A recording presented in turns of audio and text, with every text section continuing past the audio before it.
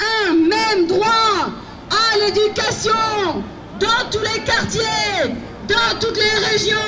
De vrais remplaçants. Oui, oui, oui. Des suppressions postes. Non, non, non. Et pourquoi avoir choisi la place de la République ? Les manifestations partent souvent de la place de la République, mais bon, le lieu est symbolique. Alors on manifeste pour que les postes supprimés soient rendus à l'éducation.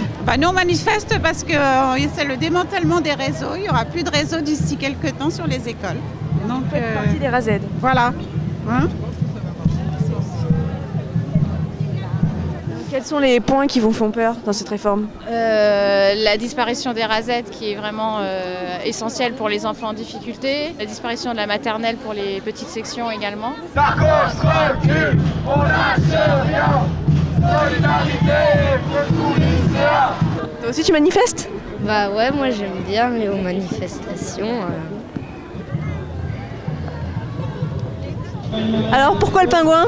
Alors en fait c'est la mascotte de notre collège et puis en même temps on voulait faire Darcos au-dessus d'une pique et puis on n'avait rien pour représenter Darcos, alors on a trouvé ça. Moi je vais vous dire pourquoi je manifeste, parce que ma fille est en CM2, elle va passer un questionnaire, j'ai pas envie qu'elle le passe, je trouve cette façon de faire inadmissible, ils prennent les enfants en otage et cette école publique, il faut vraiment la défendre. Dès lundi on doit faire passer des évaluations CM2. Évaluation nationale sur des choses qu'ils n'ont pas vues, sur des nouveaux programmes. Si on ne leur fait pas passer les évaluations, on va nous retirer une partie de notre salaire.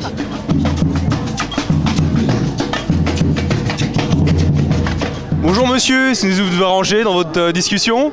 On voulait juste savoir si vous saviez concrètement en quoi consistait la réforme là, sur l'éducation nationale. Moi je travaille dans un lycée, dans le 15e, et je peux dire une chose, on veut réduire le nombre de profs dans les classes, on va surcharger des classes, on ne pourra plus travailler. Barack Obama explique très bien et très simplement que si on veut faire face à la crise, il faut investir plus dans l'éducation. Aux États-Unis et dans les pays du Nord, on est en train de réfléchir à comment on réinvestit dans la maternelle ou comment on crée une maternelle. Et nous, on nous dit qu'on en a trop. Ça va faire une éducation à deux vitesses au final, quoi. Ça va faire des enfants qui vont être suivis au niveau familial, qui vont avoir la famille qui peuvent les suivre au niveau de l'école, vont pouvoir s'en sortir. Mais ils veulent surtout qu'il y ait un classement des écoles, classement national des écoles. Dans telle école on réussit, dans telle école on ne réussit pas. On a déjà une vie assez dure, alors au moins laissons la chance à nos enfants d'avoir une scolarité normale pour essayer d'avoir une vie normale.